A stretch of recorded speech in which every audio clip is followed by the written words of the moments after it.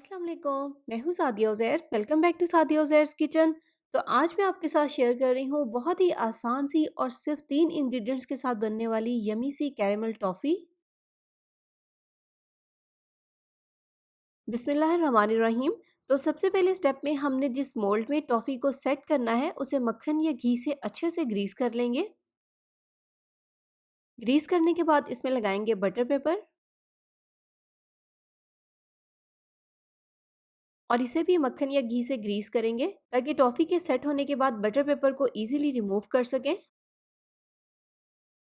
तो ग्रीस करने के बाद इसे साइड पे रख देंगे और अब चलेंगे अगले स्टेप की तरफ और तैयार करेंगे कैरेमल टॉफ़ी।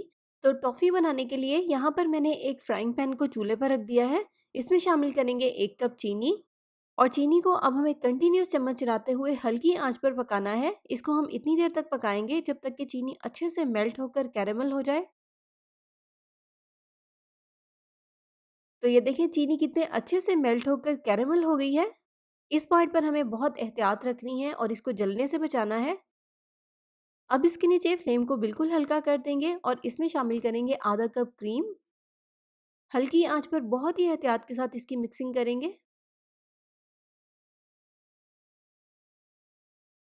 तो क्रीम जब अच्छे से मिक्स हो जाएगी तो फिर हमें इसी तरह कंटिन्यूस चम्मच चलाते हुए 3-4 मिनट तक हल्की आंच पर इसको मजीद पकाना है। तो हल्की आंच पर इसको पकते हुए 3 मिनट हो गए हैं। अब इसको हम चेक करेंगे और चेक करने के लिए थोड़े से मिक्सचर को इस तरह से ठंडे पानी में डालेंगे। ये देखें ये इस तरह से इकट्ठा हो रहा है तो इसका मतलब है ये बिल्कुल रेडी है। मिक्सर यहाँ पर ज़्यादा भी सख्त नहीं होना चाहिए वरना टॉफ़ी हार्ड हो जाएगी। तो बस अब इसमें शामिल कर देंगे 1.5 खाने का चम्मच मक्खन और मिक्स करते हुए 2 मिनट के लिए इसको हल्की आंच पर मज़ीद पकाएंगे। तो मिक्सर को पकते हुए यहाँ पर मज़ीद 2 से 3 मिनट हो गए हैं। बस अब इसके नीचे फ्लेम ऑफ कर देंगे और सेट करने के लिए इसको सेटिंग पैन में निकाल देंगे जिसमें हमने बटर पेपर लगाया था। अब इसको पहले रूम टेम्परेचर पर ठंडा होने देंगे। उसके बाद इसको 35 से 40 मिनट के लिए फ्रिज में रख देंगे ताकि ये अच्छे से सेट हो जाए। तो टॉफ़ी यहाँ पर हमारी बहुत अच्छे से सेट हो गई है। पैन में से निकाल कर बटर पेपर को रिमूव कर देंगे और अब इसकी इस तरह से स्क्वायर शेप में कटिंग कर लेंगे।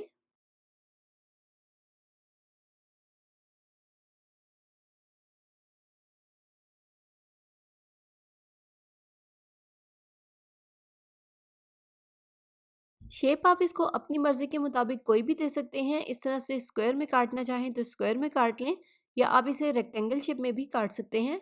और सेव करने के लिए आप एक-एक टॉफ़ी को अलग-अलग क्लिंग रैप में लपेट कर रख सकते हैं। बटर पेपर का इस्तेमाल मत कीजिएगा क्योंकि वो टॉफ़ी के साथ चिपक जाएगा। तो वीडियो को लाइक, शेयर और चैनल को सब्सक्राइब ज़रूर कर लीजिएगा। अपना बहुत सा ख्याल रखिएगा, दुआओं में याद रखिएगा। Thank you for watching. अल्लाह हाफ़िज़।